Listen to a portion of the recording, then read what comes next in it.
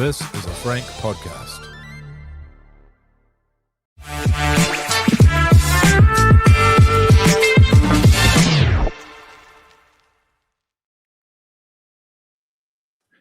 The Warriors Live Podcast 2026, episode 39.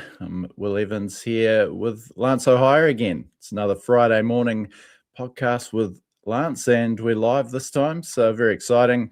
Obviously, an extremely exciting juncture of the Warriors season after last week's immense win over the Panthers, and big game against the Broncos coming up. So, yeah, it's exciting to get Lance's thoughts on how everything's going. A few of the big talking points around the team and the club, and a look ahead at this Saturday's game against the Broncos. Firstly, Lance, how have you been, mate? What's been happening? You're still a few weeks out from the start of your Aquinas College rugby team's first match. I am, yeah. So we're officially back to campus. The start of the school year is Monday next week for us. So our school year runs a little differently here in the Northern Hemisphere. But we're all pretty excited for the season. We've got some good recruits coming in. And 3.5 weeks, nearly 4 weeks preseason. We've got a Friday night game on September 11th against University of Michigan. So, yeah, we're ready. We'll be ready by then. But a little bit of running to do for the boys in the next 3.5 weeks and getting everyone on the same page, but excited for that. Just bringing up this little post of yours from the other day, mate. Yes. You're looking good, Nick, putting the boys through their paces, showing them how it's done. Yeah, still running around. I get itchy feet every now and then.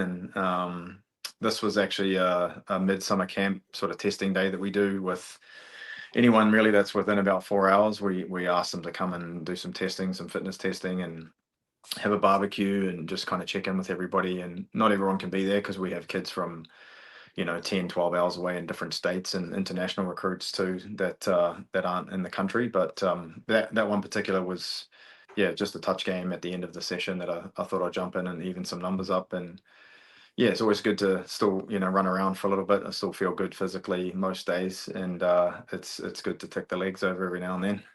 Yeah, nice.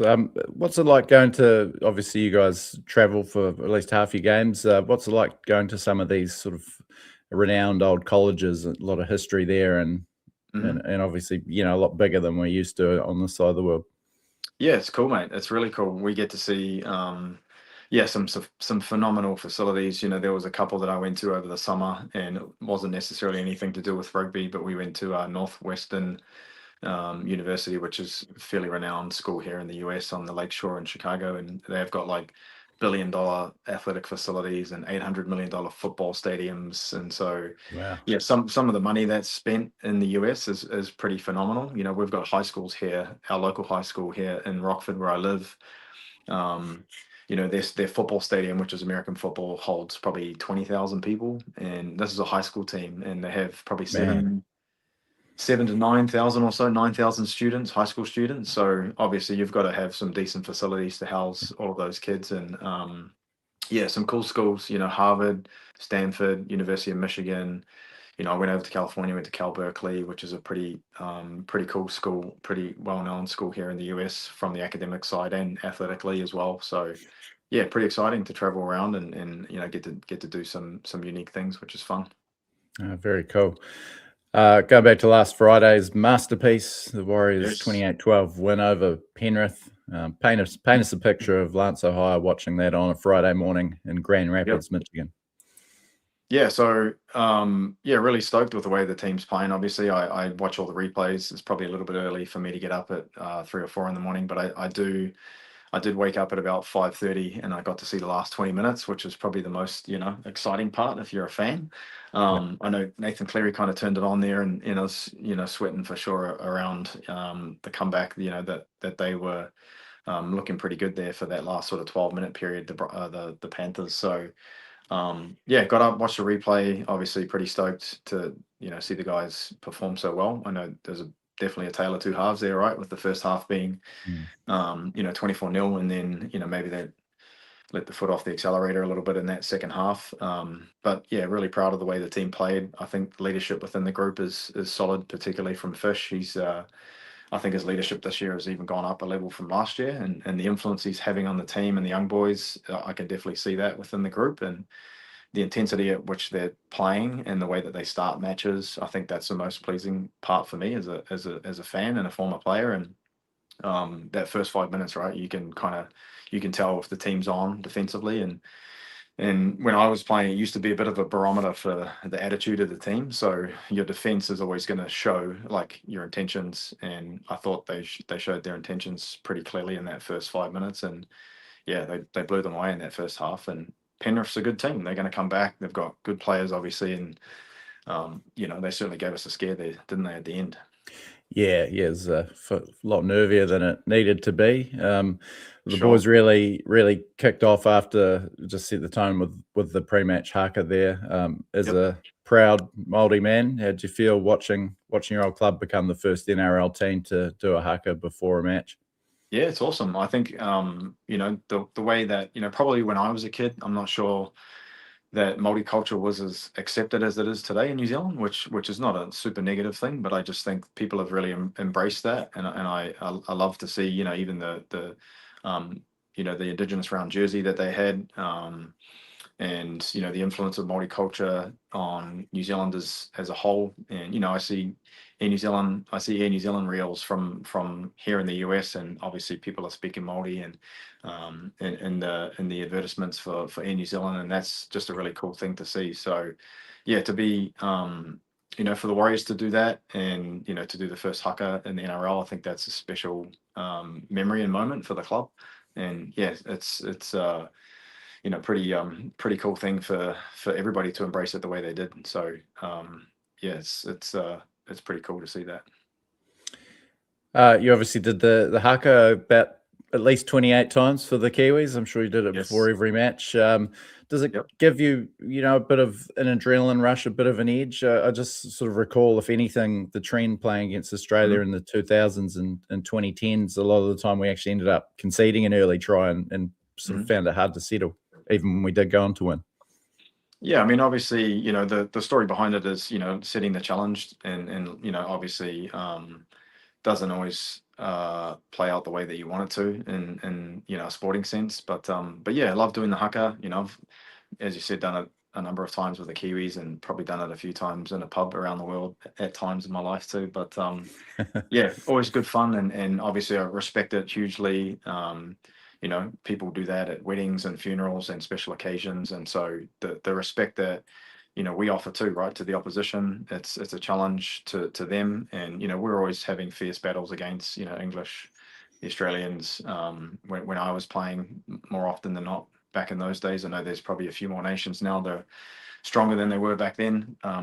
But it's always something that should motivate you, and obviously then you do have to calm yourself back down again before kickoff and get your head right.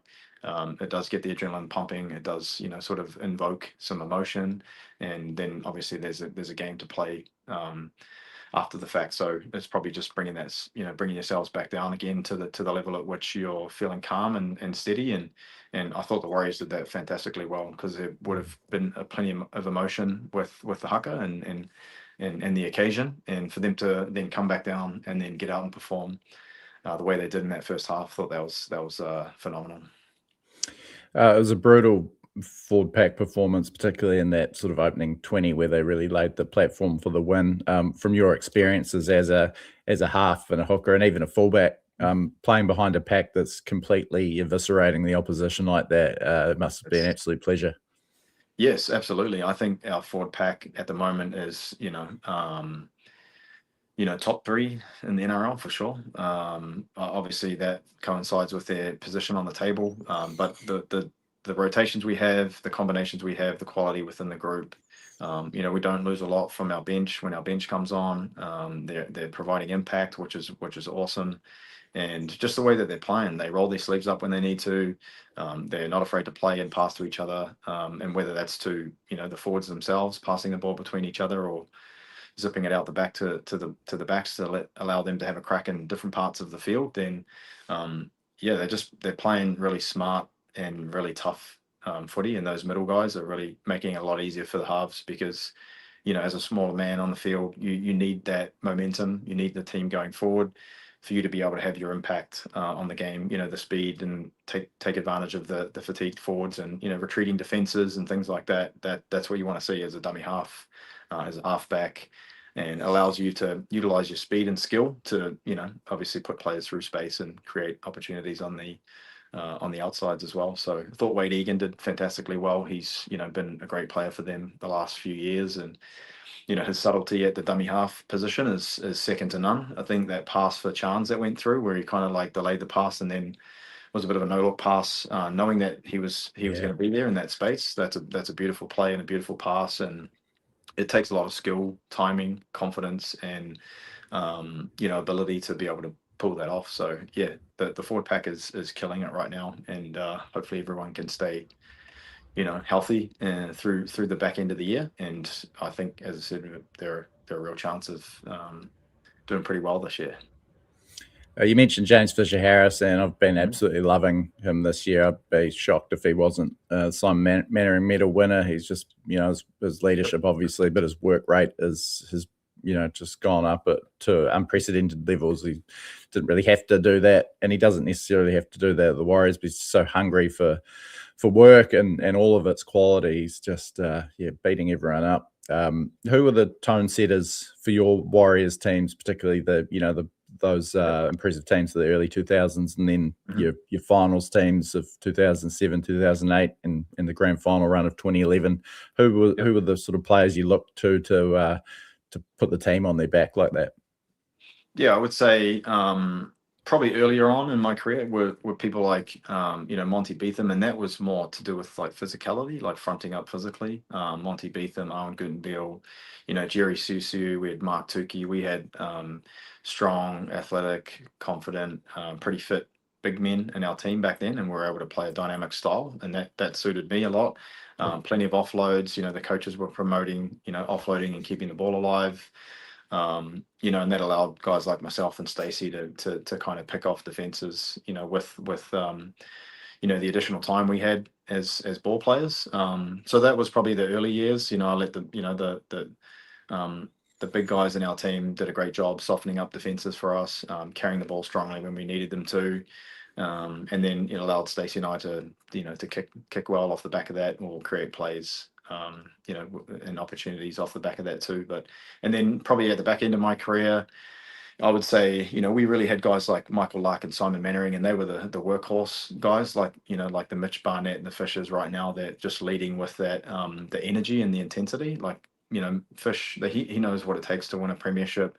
That chase back tackle that he made after a line break, that's the type of play that will win you a grand final, and he understands that. So I was lucky and fortunate to have some great players in the team. We had Pricey, those middle 2000 years, Pricey and Ruben, and so they were standard setters for us at training. The expectations they had of us, and the quality that they expected from every individual within the group, and the growth that they wanted to see.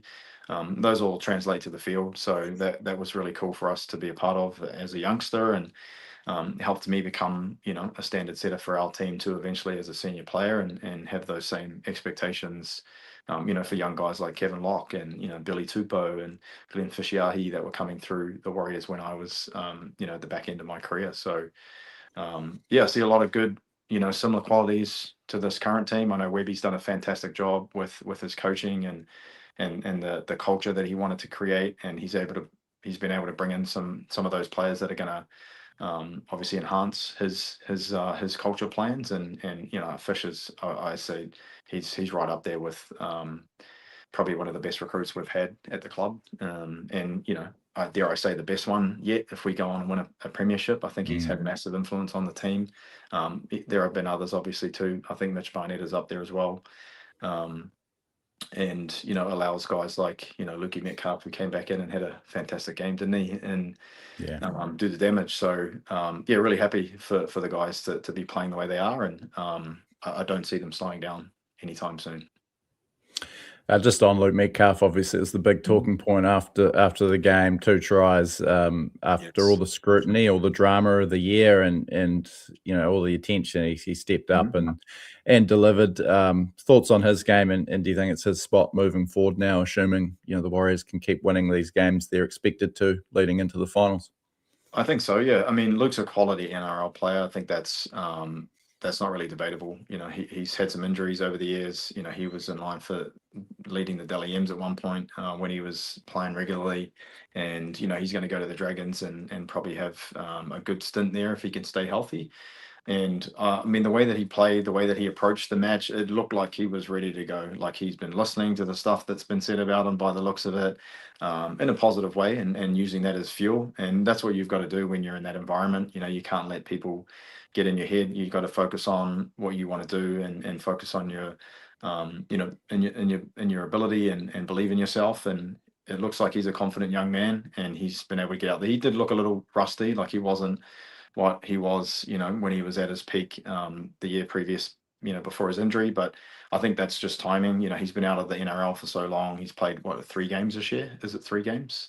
Just the 2 at 5'8" early in the year. So yep. So it takes a bit of time to get your rhythm back, and I'm sure he will. And I think to come in and play, the role that he played and to have the impact he had on the game against, the team that they were playing, I think that's a pretty big win for him and for the team and for Webby to be able to have the team play the way they were, lose to Marty before the game, and then be able to bring in somebody like Luke at this point in the year. That's a pretty awesome situation to be in for a coach. And I would assume he's going to get. I mean, Webby's selection policy, I'm not 100% sure what that is, but I would assume that he's going to keep the team the way that it is, and if they keep performing, then he'll have a hard time changing that back. So, and that's professional sport, right? That's the NRL. It's competitive, and I believe if he continues to play well, and he's a natural 7, and he's played that role before, I think he'll continue to stay there and guide the team. It certainly seems to have lifted our ceiling a little bit, and just what we're capable of. That kicking game is obviously a bit of a boost, just a bit of extra length on that kicking game. Do you have to feel sorry for Tamaiti? He's probably strung together just about the best, run of form of his career. I'd almost say he's been superb filling in at halfback. He's been a bit of a Lance Hohaia 2.0 during his time at the Warriors. Filled so many spots and done it all pretty well. It'd be an ideal bench option, obviously, but that 6-man bench kind of changes the utility role a bit. You're sort of there as a contingency rather than likely to get on the field, and whereas he'd probably be the walk up start to be 14 moving forward if it was a 4-man bench, but he's probably just there as injury cover. But yeah, obviously it's valuable to have guys like that in the squad, and anything can happen during a game. Yeah, and I think that that's spot on. I think you're absolutely right there. And like Tamaiti's he's a professional. He understands his role within the group, and I'm sure he'll do everything he can to help prepare the team as best they can to perform each weekend, whether he's playing or not. And that's the type of people that you want in your squad, the guys that are going to do whatever they need to do for the team and have team focused individuals. So yeah, I think he's going to continue to push for a spot. He knows he can perform. Webby knows he can perform. His teammates know that he can, and it's nice to have that that competition within the squad at this stage in the year. So I guess yeah, time will tell. We'll have to see how things go over the next couple of weeks. But I envision Luke Metcalf continuing to play well, and hopefully he can stay healthy, because I know he's had a bit of a bad run with injuries. But if he can stay healthy, that increases competition within the squad, and that allows and creates an environment where people have to play well to stay there. Fascinated to get your thoughts on a couple of other contentious or talking points as far as selections go. Leka Halasema, Yes. You've filled in at centre a fair bit during your career, but being far from a specialist. It's been probably a problem spot, you'd say, since sort of that post-Torpy era. You've had pockets with Agreed. Brent Tate. Conrad Harrell had some good years, but was probably a bit of an enigma. Leka's still rough around the edges, but he's added another element, and to have a strike weapon out in the centres is suddenly very exciting. Almost come across it by accident, but it shapes as another big plus in our premiership bid. Yeah, I think it's really cool that athletes now can play multiple positions, and I think nowadays in the NRL you need to be able to play multiple positions.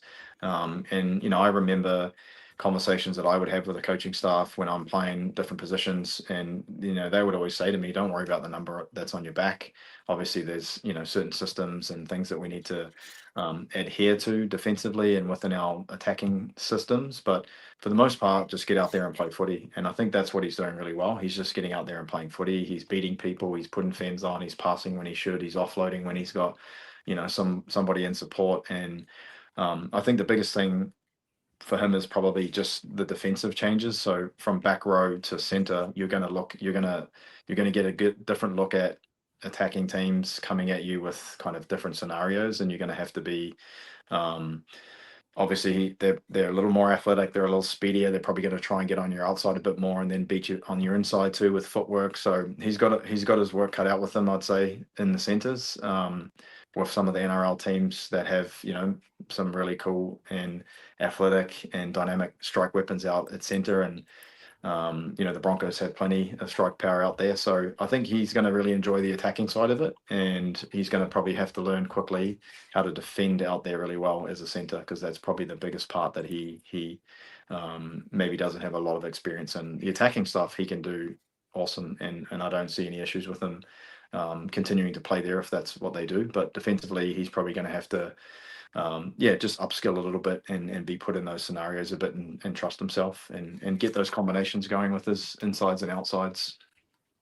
That must have been one of the hardest adjustments for you when you had your stints at centre. I'm just looking at some of your opposing centres. Not sure if you were directly opposite them, or it was just your jersey number, but Inglis, Jamie Lyon, Jamal Idris, guys like that, big units. You weren't the biggest player. How did you handle that defensively in such a tough defensive spot?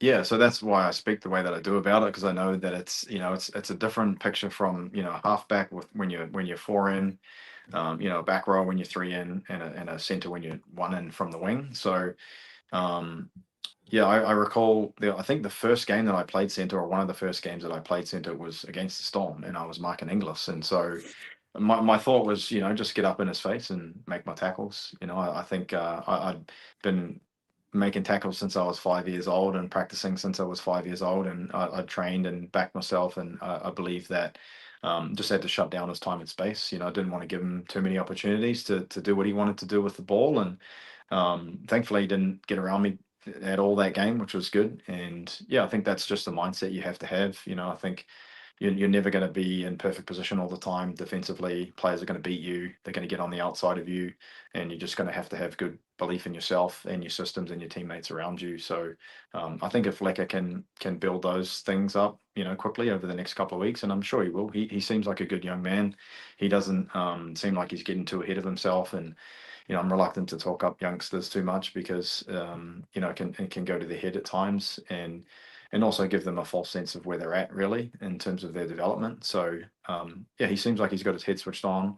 Guys like Fish and Mitchy Barnett, they'll be making sure that he's working hard and not getting too carried away. And hopefully there's guys at training that are testing him in those areas where he needs to be good in defence. And Webby's a smart coach. He'll be doing that. They'll be testing him out, making sure that he's understanding what's expected of him there defensively. Another of your former positions, fullback, obviously Tain's injuries opened the door again for Chance. Two very different styles of fullback. Chance has had two excellent games, and he was good coming off the bench against the Bulldogs too, but he's been superb, just doing exactly what he does, sort of no frills sort of stuff, but he's been outstanding. Tain obviously offers some different elements that I love. I've been pushing Tain's Barrow for a long time, and it's unfortunate to see him lose that spot through an injury. He's probably more the Lance Hohaia style of fullback, I suppose, a live wire, an ad-lib player, someone that can sort of change the tempo with a moment of brilliance. But how do you see this one-on-one battle shaking out over the next sort of month or two? Yeah, it's going to be a juicy one, isn't it? I think, Chance, he's played Test footy. He's an experienced campaigner. I think that sort of bodes well for him as a senior player. He's kind of been there and done that. In terms of big games and understanding pressure, and so he has that advantage, I would say, over Tane. But as you've said, they're different players. It depends, the type of style that Webby's wanting to play. I know Tane's pretty dynamic little player, and he's going to get out there and cause some chaos. I know he's got a pretty good support game around the ruck, which, with Wade Egan and the forwards doing that damage around the middle of the field is going to be dangerous, and Chance is going to do the same. So, as I said, I think whether it's one or the other, they've got a good player in that position. If they're both performing well, then it's just a matter of, I guess, team dynamics and who's playing the best at any particular time. And right now, Chance has got the upper hand because he's playing, but he's going to have to keep performing to keep that position, because Tane's on the bench, is he not, for this game? And so Yeah, 6-man bench. so he'll be nipping at his heels and ready to take the opportunity if it comes his way. And I guess they'll have to see how the game goes, right? But that's what it does. It creates competition and pressure for guys to get out there and play well. And I'm sure both of them will get out there and give it their best. It's quite a unique spot for the Warriors, who obviously, I think universally regarded as being right in this premiership race, like as close to premiership favourites as we've ever been, just about. To not have, two spine positions, arguably the two most important, absolutely settled. Every other club, it's very well established who their four best spine players are. Whereas we've got those two sort of almost coin flip decisions. But it is a bit Warriors-like. And in 2002, PJ wasn't a hooker when he came to the club. Then he ends up a hooker. Yourself and Motu Tony sort of switched around a bit heading into that 2002 grand final in 2011. Same again, yourself and Aaron Hohaia at hooker, whereas you'd started the season at fullback, and then Kevin Locke sort of emerged. So it's obviously not essential to go all the way to have those positions locked down. Yeah, I think that's a pretty fair point. In saying that, we haven't won a premiership yet, so maybe that is something we need to get better at.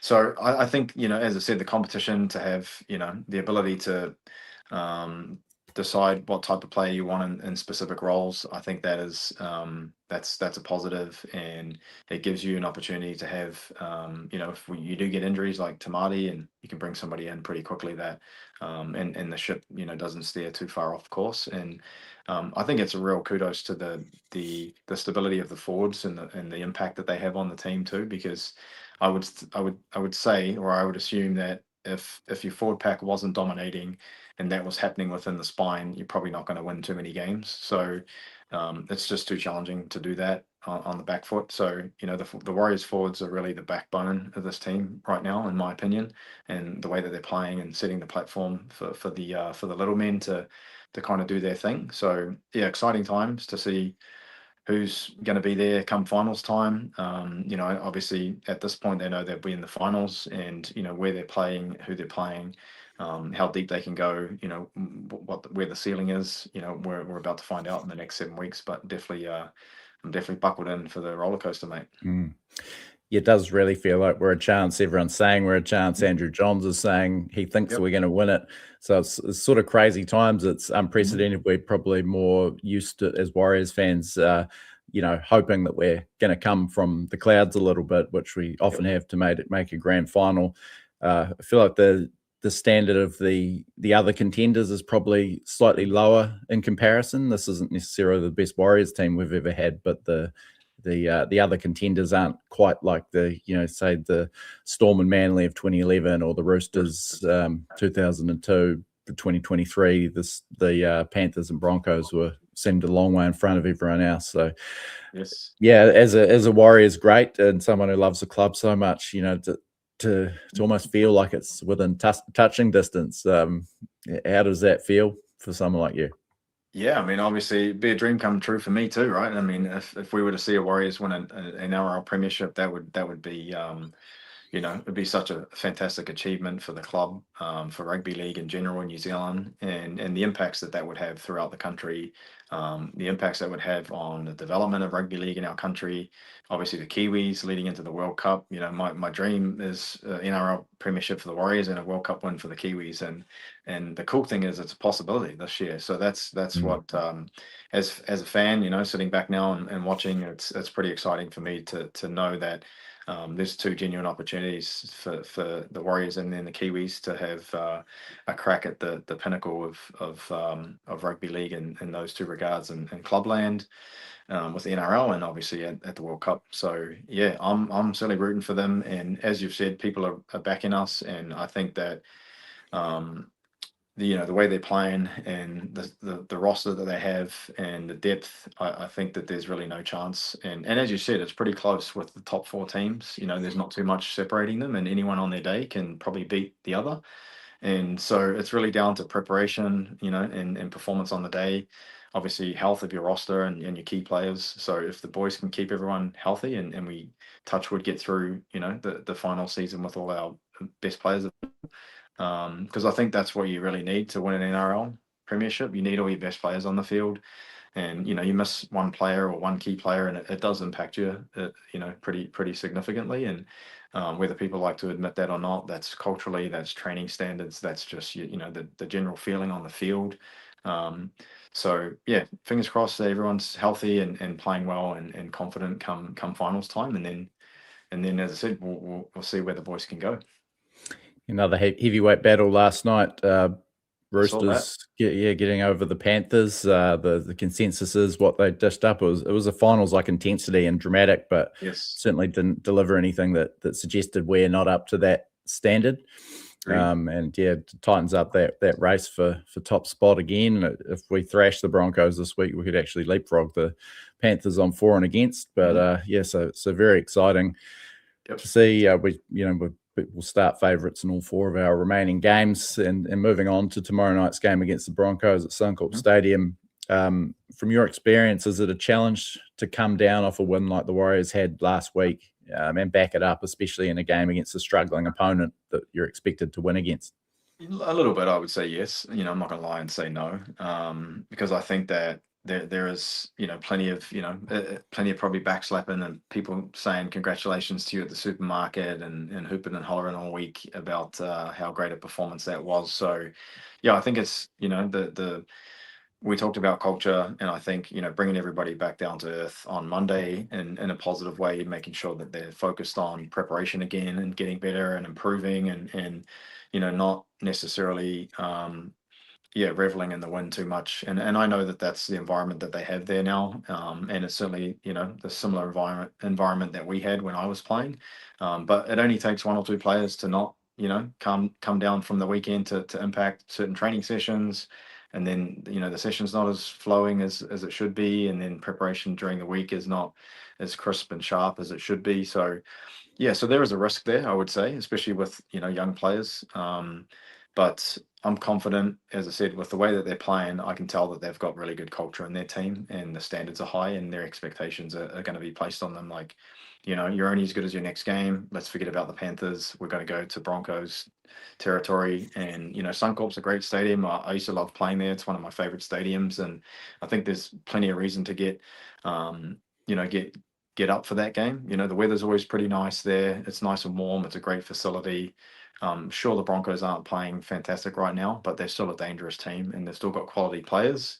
And it's the NRL. If you don't turn up with the right attitude, and the other team does, you're in trouble. So, I'm hoping that they're going to turn up with the same ruthless attitude that they had in that first 5 minutes against the Panthers, and they shouldn't have any problems with having a good day.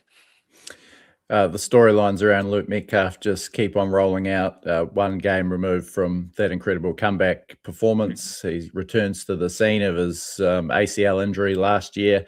You talked to us on the pod last time about, I think it was your ACL against the Broncos, coincidentally. Do those sort of games have a psychological impact when you come up against the same team or at the same ground where you did that injury, especially when you're only a couple of games back?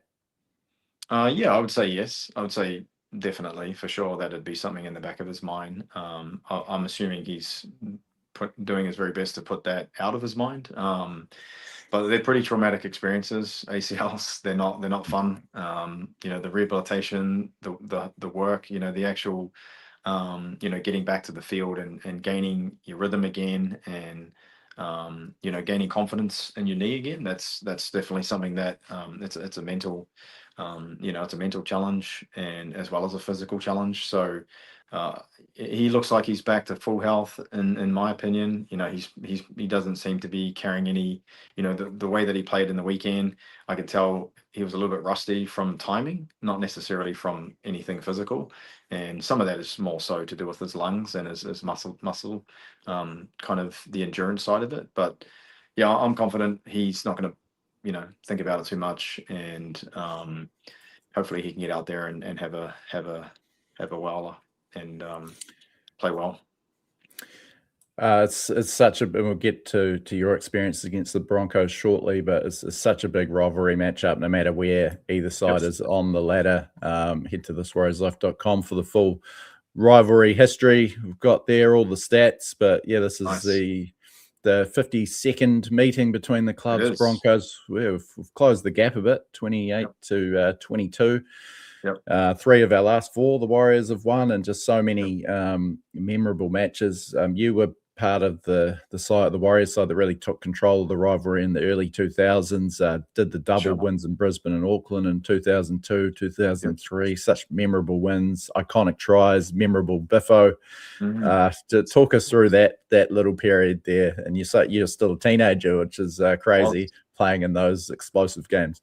Yes. I mean, I always remember, the Broncos were, and I played at the old ANZ Stadium when it was before Suncorp.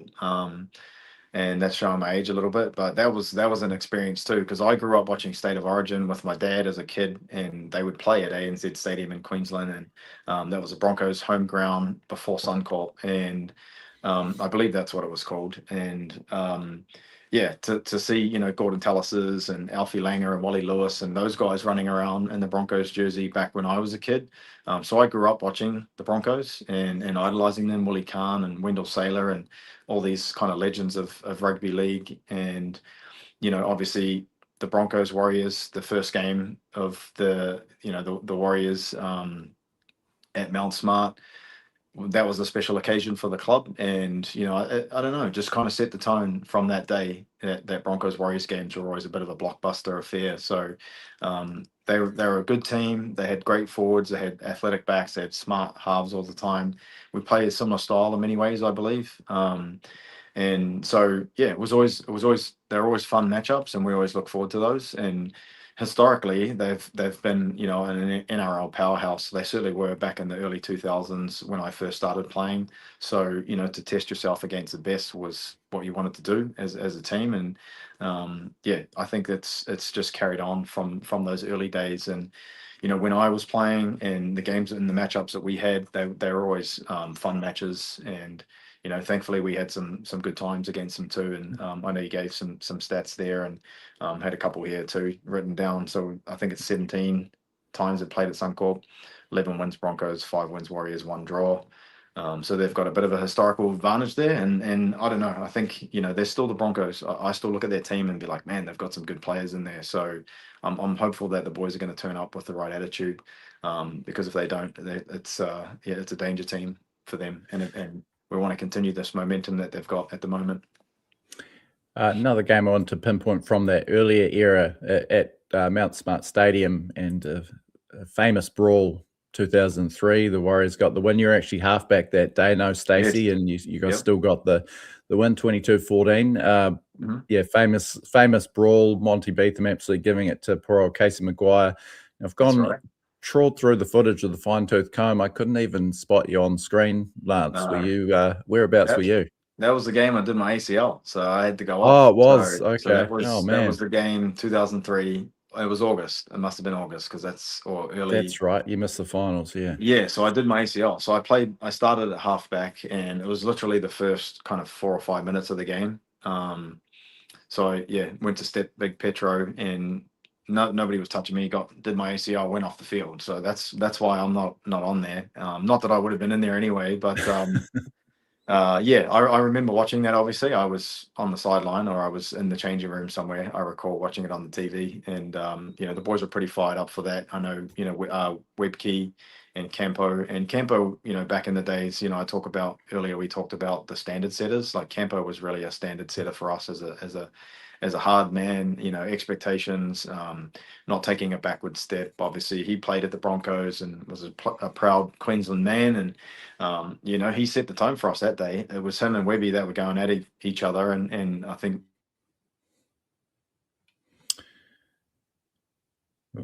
Just lost you for a second there.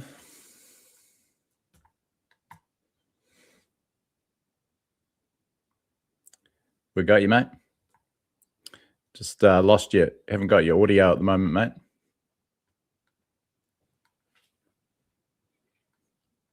No, still missing you there, mate.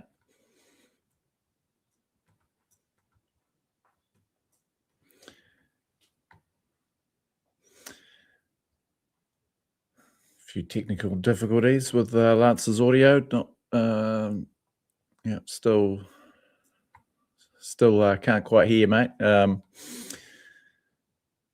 We'll see if we can get Lance back on the.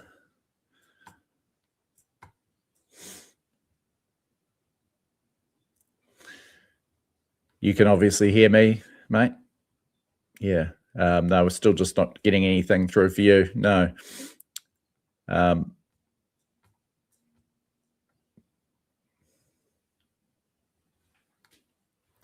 No, still nothing. Sorry, mate.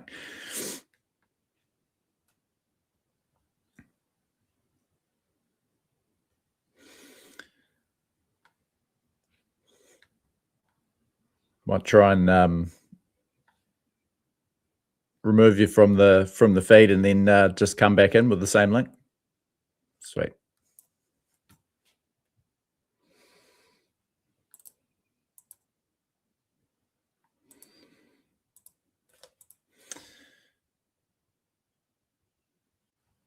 Let's see if we can get Lance back in. Sorry, anyone who's tuned in live, and yeah, for the perils of live podcasting, see if we can get the Legion back on.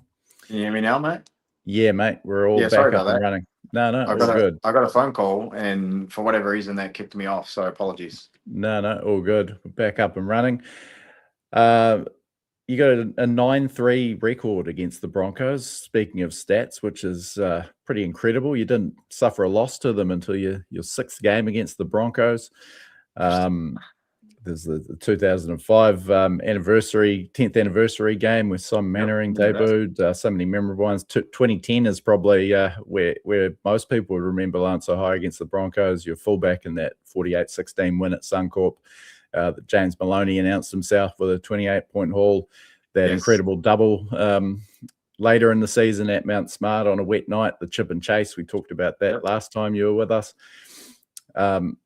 Again, you mentioned Suncorp Stadium, what a facility is, how much you enjoyed playing there. Obviously, none more memorable than the 2008 World Cup final and the 2010 Four Nations final wins with the Kiwis. You're such a massive part of both of those.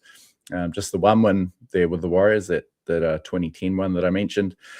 But yeah, just you've obviously, I was living in Brisbane around that era as well, and just remember such a big contingent of Kiwi supporters, Warriors supporters. It's obviously the same now. We dominated Magic Round. I hear they're trying to put Warrior Nation up in the nosebleeds to circumvent their impact this weekend. But yeah, what was it like sort of coming to Brisbane knowing you had so much crowd support there? Yeah, it was great. I mean, we always had, Gold Coast, we always had great support. Brisbane, we always had great support. Obviously, there's a ton of Kiwis living in Queensland. And I see them turning out in droves this weekend as well to support the lads. And I recall a couple of games in particular at Suncorp where, the Warriors chant around the stadium was drowning out the local fans. And so it's nice to have that away from home. I think it's comforting to know that you've got the support of the crowd. Obviously, when the referees get some things maybe not so right, they get reminded of that from the supporters, and yeah, it gives you an arm and a leg when you're out on the field. And we've as you've alluded to, we had some pretty good, some pretty good moments against the Bronx over the years, and at Suncorp specifically with the Warriors and both the Kiwis as well. So the boys will know that, and Stacey will know that, and the guys that have been there and done that in the Warriors jersey in the past that are part of the team now, and I see no reason why they can't go there and have an enjoyable experience again this weekend. I've got a little picture that I want to bring up, and it is of that game at Mount Smart in 2010, and I want to put this up primarily because no, it's actually a different jersey. Is that? Yeah, that would be 2010, or I think it's 09 or 10. Yeah. Yeah. I wanted to ask. Obviously, the Warriors have a lot of jerseys these days. Still did back in the day. It was actually 2011, of course, was the blackout jersey, which was my favorite and still my favorite. That's the one that I generally chuck on for a big occasion, or if I'm heading to a game. But yeah, did you have any personal favorites of the Warriors catalog of jerseys? I did. I like the 2008 Puma jersey. That was probably the most comfortable to wear. Like it was durable, obviously, like a footy jersey should be, but it was really comfortable to wear, like the material, and it had basically like the rounded collar, the crew neck collar, and yeah, it just felt like a really good uniform. So I like that one, and also the early years, 2002, that was a cool strip. I think the 2002 was a similar kind of feel, and the Canterbury jerseys were good. I like the Canterbury jerseys as well, but I'd say 2008, that Puma jersey, the 2008 era was my favorite. It must be a bit of an adjustment. You obviously used to one set of kit, and then suddenly you get a different manufacturer, and you've got to get used to wearing another jersey. Like all those 1%ers can make an impact. Yeah, for sure. And the Canterbury ones specifically, they're a little bit more of a heavy cotton blend, so they definitely feel different. They feel a little heavier at times, and that's why I like the Puma jerseys, because they were like very stretchy and flexy, and they were light, absorb sweat really well, and it didn't feel kind of constricting. Whereas Canterbury, the Canterbury jerseys probably felt a little constricting, and they, as I said, they had the heavy the cotton blend, so probably prefer the lycra material that's lighter and easy to run with. Before we let you go, I did have a bit of trivia I wanted to put you through. Now, you seem to have a very good memory and good recall of your career and years and stats and all that sort of thing, compared to Honey Hidemi, who we had on around the same time. We love Honey, but she wasn't even sure what year she last played for the Kiwi Ferns, and it was only a few years ago. So obviously different players are different. But yeah, I've got a few questions for you here, and it's relating to your Broncos Warriors rivalry. So aside from 2010, as I mentioned, you scored one try in that win at Suncorp and 2 tries at Mount Smart. You scored in one other game against the Broncos. Do you remember which it was and what position you were playing? And you're asking in any year that I played the Broncos? Yeah. Was it 2005 game? Yep, you nailed it. Yeah. The home one? The home game? Yep. The 10th anniversary game. Yep. You got your position. Remember your position that day? I was playing haka, I think. Yeah, sure were. So it was fairly early in your days as a hooker in the NRL, but unbelievable win, that one. The Warriors sort of floating out of finals contention. The Broncos, I think, were leading the competition, smashed them. Yep. Yeah, I remember that. I've actually got a really cool photo with me and my dad sideline. My mum took it, and that's the same game. Those are sort of jerseys you keep as well. Obviously, that was one of the few sort of heritage jerseys to come out of that time, special editions. Yeah, that was the old DB Bitter replica. I don't think it was the DB Bitter sponsor, but obviously the colours and I've got that. They're all down in my basement. I've got a bit of a storage bin down there, and I chuck them on every now and then to see that I still fit them, and I do mostly. So yeah, I got them. I got them all the important ones. Yeah, awesome.